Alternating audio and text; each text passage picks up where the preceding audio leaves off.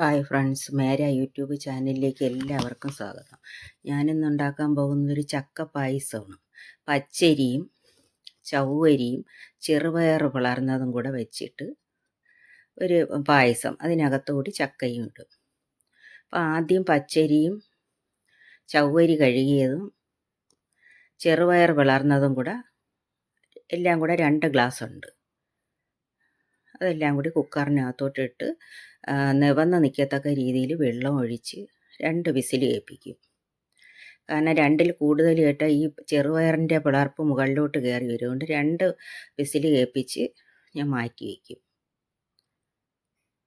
നമുക്ക് വെള്ളം ഒഴിക്കണം.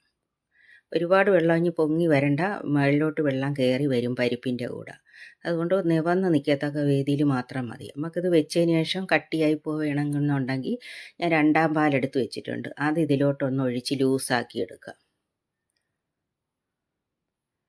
ഇത് കട്ടിയായി, വെള്ളം അങ്ങ് വറ്റിപ്പോയി. ചവ്വരിയും ചെറുപയറും കൂടെയൊക്കെ വേകുമ്പം വെള്ളം അങ്ങ് വറ്റും. അപ്പോൾ ഇതിലോട്ട് ഞാൻ 2-ാം പാലെടുത്ത് വെച്ചിട്ടുണ്ട്. അതൊഴിച്ച് ലൂസാക്കിയതിന് ശേഷമാണ് ഞാൻ ഇത് പാത്രത്തിലോട്ട് ഒഴിച്ച് വേവിക്കാൻ പോണത്.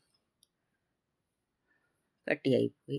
അപ്പം ഇനിയുള്ളത് 1/2 കിലോ ശർക്കര ഉരുക്കിയത്, ചക്ക, വരിക്കച്ചക്കയാണ്. കളറ് കുറവാണെന്നേ ഉള്ളൂ, നല്ല മണവുമാണ്, നല്ല മധുരവുമാണ്. ഇത് ഏലക്കയും ചുക്കും കൂടെ പൊടിച്ചത്. ഇത് തേങ്ങാക്കൊത്ത്, കപ്പലണ്ടി, മുന്തിരി നെയ്യിൽ വറുത്ത് മാറ്റി വെച്ചേക്കുകയാണ്. ഇത് 1 തേങ്ങയുടെ കട്ടിപ്പാൽ, ഇത് 1 ഗ്ലാസ് പശുവിൻ പാൽ. ഇനി ഞാൻ പാത്രം അടുപ്പിൽ വെച്ച് അണ്ടിപ്പരിപ്പ് മുന്തിരിയൊക്കെ വറുത്ത നെയ്യ് ബാക്കിയുണ്ടായിരുന്നു, അത് കൂടെ ചേർത്ത് ഇനി ഇത് ലൂസാക്കി ഞാൻ കട്ടിയായിട്ടിരുന്നത് 2-ാം പാലൊഴിച്ച് ലൂസാക്കി എടുത്തിട്ട് പാത്രത്തിലോട്ട് ഒഴിച്ച്.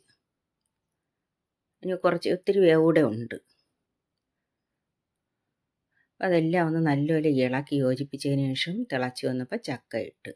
ചക്കയെന്ന് പറഞ്ഞാൽ 3 പ്ലാവ് ഞാൻ മേടിച്ച്, ചെറിയ 1 വർഷത്തിൽ കായ്ക്കുന്ന പ്ലാവ് മേടിച്ച് നട്ടിരുന്നു. അതിൽ 1-ൽ നല്ല ചുമന്ന ചക്കയും 1-ൽ ഈ കളറുള്ള ചക്കയും. പക്ഷേ ഈ ചക്കയ്ക്കൊക്കെ നല്ല മണമാണ്, നല്ല മധുരമാണ്. 1 വർഷമായപ്പോൾ കായ്ക്കുകയും ചെയ്തു. അപ്പോൾ ഞാൻ ഇനി നല്ല ചുവപ്പുള്ള ചക്ക ഒരു ദിവസം അത് മാത്രം വെച്ച് പായസം വെച്ച് കാണിക്കാം. അപ്പോൾ ഇതിലോട്ട് കുറച്ച് വെള്ളം കൂടെ കുക്കർ കഴുകി ഒഴിച്ച് ഇനി ഈ ചക്കയൊന്ന് ചെറുതായിട്ട് ഇതിലൊന്ന് വെന്ത്, വലിയ വേവില്ല, നല്ല ചക്കയാണിത്. അപ്പോൾ ചെറുതായിട്ട് ഇതിന് വേണമെന്നൊരു ലേശം ഉപ്പും കൂടെ ഒന്ന് ചേർത്തിട്ടുണ്ട്.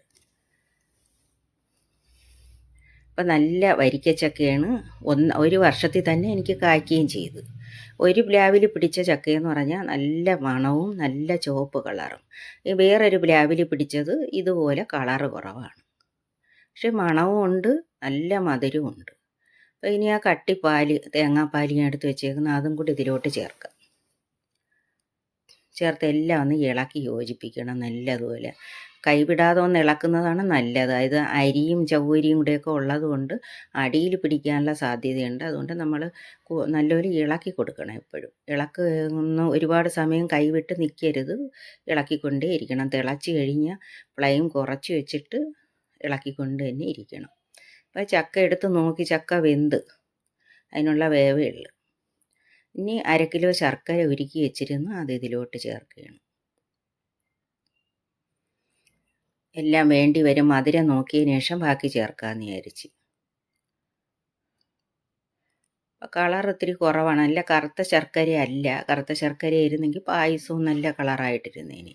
അപ്പോൾ ബാക്കിയുടെ അതിനകത്ത് ഒഴിച്ച്, അത്രയും 1/2 കിലോ ശർക്കരയും വേണം. ഉരുക്കി അരിച്ച് മാറ്റി വെച്ചിരുന്നതാണ്. അപ്പോൾ ഇതെല്ലാം ഒന്ന് ഇതിനകത്തോട്ട് യോജിപ്പിച്ച് നന്നായിട്ടൊന്ന് യോജിപ്പിച്ചിട്ടുണ്ട്.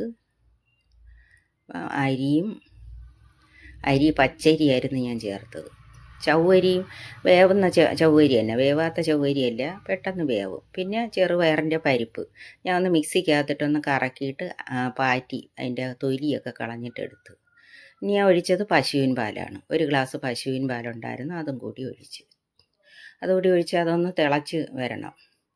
അതും കൂടെ ഒന്ന് തിളച്ച് വന്നതിന് ശേഷമാണ്, ഇപ്പോൾ എല്ലാം ഒന്ന് വെന്തിട്ടുണ്ട്. ചക്ക വെന്തങ്ങ് കുഴഞ്ഞു പോവില്ല.